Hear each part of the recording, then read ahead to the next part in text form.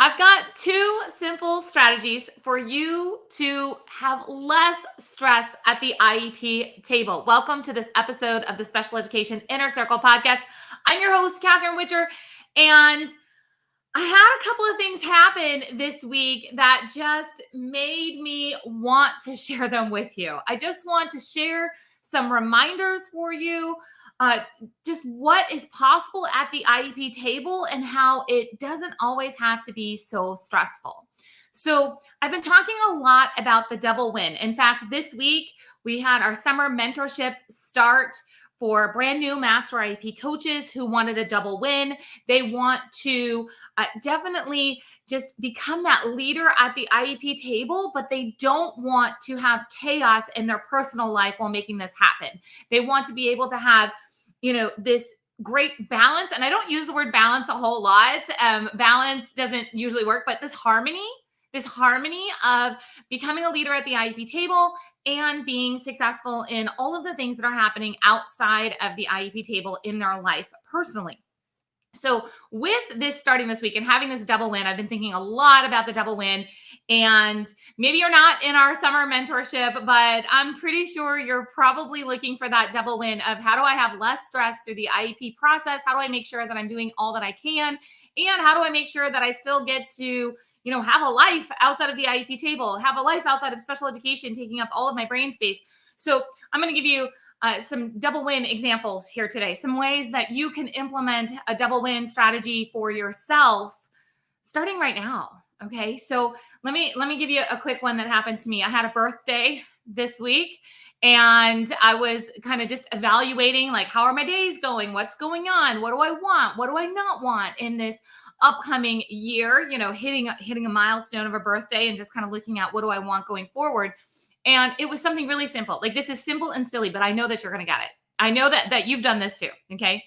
I decided several months ago, like way back January, February, we moved to Tampa about a year or so ago, and I was going to grow plants on my balcony. I was going to grow plants, and I bought these hanging planter things and I put them up on the balcony, and I'm growing cucumbers and I'm watering them and everything's going great, except for it became a lot of work. It became a lot of work, especially as it's getting hotter in Florida. And I'm like, this is a lot of work. Like, I'm not enjoying this. I thought this was going to be something that I was going to enjoy, but because I'd already invested so much time and I've invested money and I thought it was going to work, I hung on to these planters and these cucumbers for way too long. I know it sounds silly, but you know what I'm talking about, right? Like, you ever buy a planner and you're like, I'm going to use this planner. This planner is going to be great. And you spend probably too much money on this really pretty planner, and the planner becomes more of a chore than a help. It doesn't bring you joy. It's not simplifying things. It's not creating this feeling of like goodness. It becomes another stressor in your life. So here on my birthday, my mom came and visited me and I was like, hey, Mom, want a bunch of planters of cucumber? She was like, sure, I'll take them all. Bagged them up, sent them away. I have never been like so happy on my balcony, like in the last 6 months, as I go out there and I'm like, there's no plants, there's nothing to do. It's not a place that has a chore. I thought I was going to love it, but I didn't. I had to let that go. What is going on? What is going on? What decisions have you made? Maybe even at the IEP table that you thought, this is going to be fantastic. This is going to be easy. This is going to bring joy. This is going to be a great structure. This is going to be a great program. This is going to be a great idea. And it's not working. It's bringing you the stress that you were trying to avoid. You thought it was going to be all good.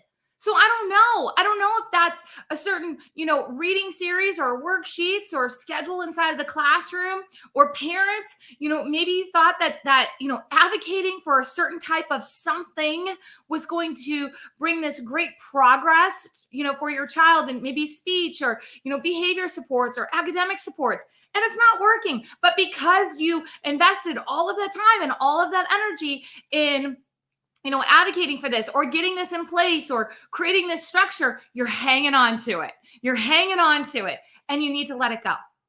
And you just need to let it go because something else better is waiting, but you have to let go of that first. So what are you doing that's not working?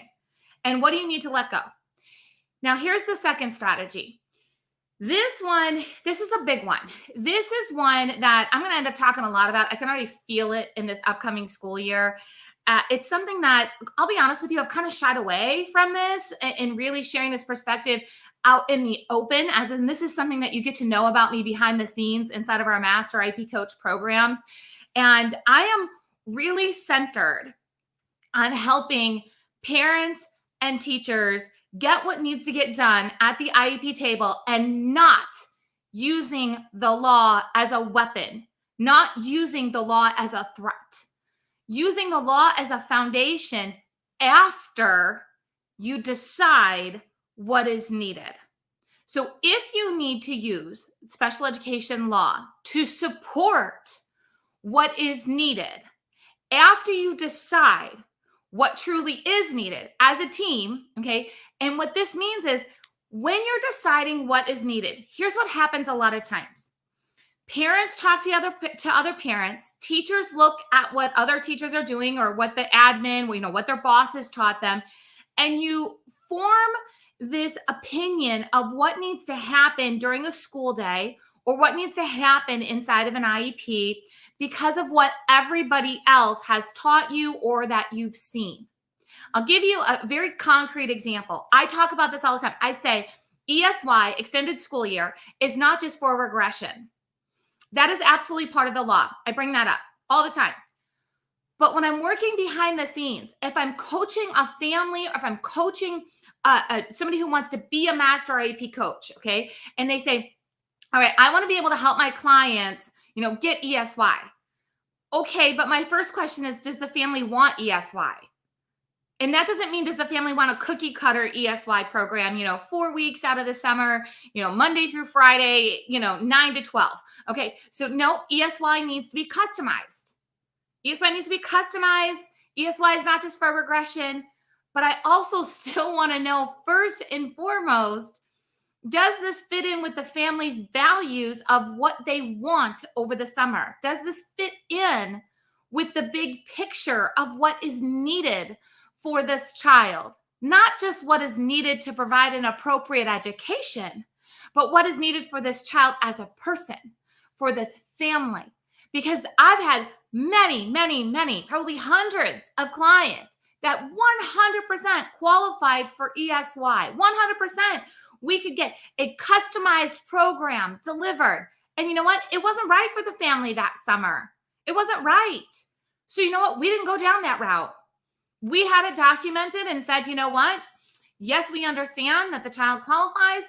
If the child was to attend, we would be looking for services such as, however, due to whatever the reason was, maybe there was a lot of family things going on. Maybe they had family coming in from out of town. Maybe they were traveling a lot. Maybe it was such a stressful school year that the family doesn't need that structure nor want that structure of having this, ESY program of the summer. There's many reasons, okay?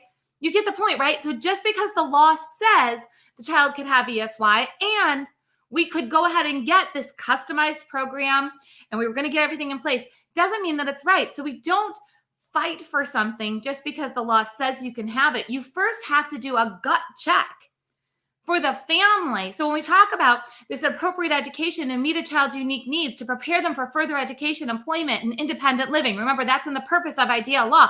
When I look at that, I want to take that into consideration with this individual child and family before we do all of these things. I'll give you another example. I had a family a long time ago that I was working with, and there was an issue with speech services. They were not delivered. Okay? So everybody told them, file the state complaints, go to due process, make sure you get compensatory education. And they ended up at one of my workshops. And I'm doing this workshop and I'm helping them go through what is now called the IEP development wheel. It was not called the IEP development wheel back then.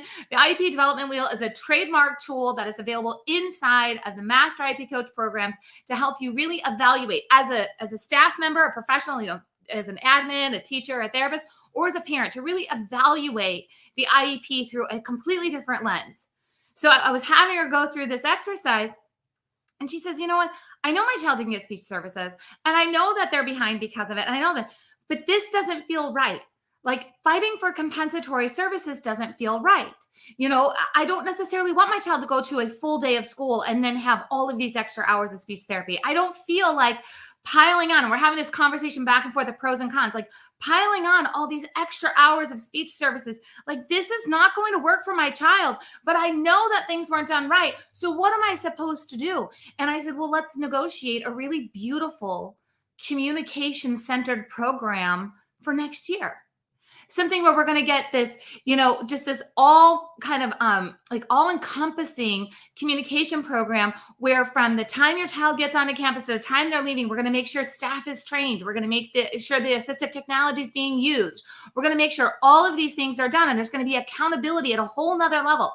Like, it's going to be a superior program that is not going to feel like extra for your child. They're not going to feel like they have to go to school and go to all these extra hours of therapy. Instead, it's going to be integrated in a way where it all flows. And the staff will all know that they're, going above and beyond what would typically be considered appropriate. It's a way that we're going to implement, compensatory type services in a way where it looks different than everybody else. It just looks different. And we went to the team and we said, listen, like, we know this was wrong, but what happened, and it's unfortunate, but we're not looking to fight for this. We're looking for how are we going to build something different, something that fits. Now that parent 100% in the situation, and I haven't shared all the details, I'm telling you, 100% could have gone in a completely different direction. But she was able to get the value plus more of what she wanted for her child by taking the approach and making it different than what everybody else was doing. So it was checking into what does her child and what does her family need, and then working with the staff to make that happen. So I want you as a parent, teacher, admin, and therapist to consider what do you need to look at through this IEP process, that instead of saying, what does the law say I have to do? What does the law say that I could, from a parent's perspective, a lot of times it's in the, community, it said, like, what can they go fight for?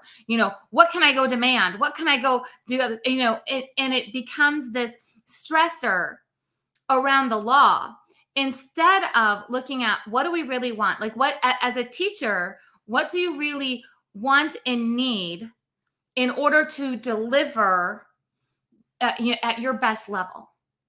All right.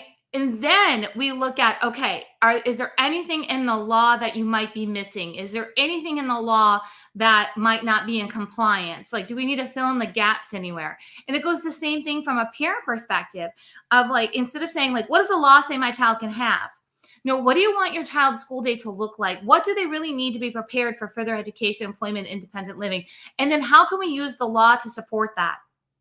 And I'm going to wrap this back around to that first point, because here's the thing. You're going to make some decisions, especially when you start looking at things through this different lens and saying what needs to happen, and then how does the law support it versus what does the law say about, this has to be done. What does the law say, I should be fighting for? What does the law say? No, what do we need? And then how does the law support that? It's a complete flip in thinking. And when you make some decisions, when you start looking at it through this lens, you're going to start trying new things. And when you start trying new things, some things that you think are going to be amazing, they're not going to work. They're going to cause you more stress. They're going to be like those cucumbers on my balcony that just were not bringing me joy. They were not getting the results that I wanted. So I had to let it go. I had to let it go, and I have to find something else that's going to bring joy. So you have to find something else that's going to get to that desired end result. Do not get so stuck in a decision, so stuck in a method, so stuck in a way of doing things that you're like, nope, but I said, nope, but I advocated, nope, but that's ego. Okay, that's ego. And we have to let that go. And we have to say, we tried it and it didn't work. I fought for something that maybe I really don't want for my child. I set up my classroom in a way that it just doesn't work for who I am as a person. And I can't be the best teacher for my students if I continue to do things this way. I always want you to be compliant with the law. I always want you to get the most out of our education system, no matter what your role is, parent, teacher, admin, therapist. I want you to get the most out of the system. But we have to be looking at the person, the child, you, the family. We have to look at all of these pieces and then use the law to support what needs to get done after you decide what's important first. And don't be afraid to change your mind. All right, everyone, go check out masteriepcoach.com. I've got some new downloads and resources and things that you can find over on masteriepcoach.com. If this episode hit you, if you're just like, yes, I've got things I need to let go of, or I was told I need to fight for, or I just thought as a teacher, I always had to do things this way. I would love to have this conversation with you. Go find me over on Instagram. Send me a DM. Let me know that you heard this episode. Let's chat it out. You are not alone. And I'll see you guys over at masteriepcoach.com. Bye, everyone.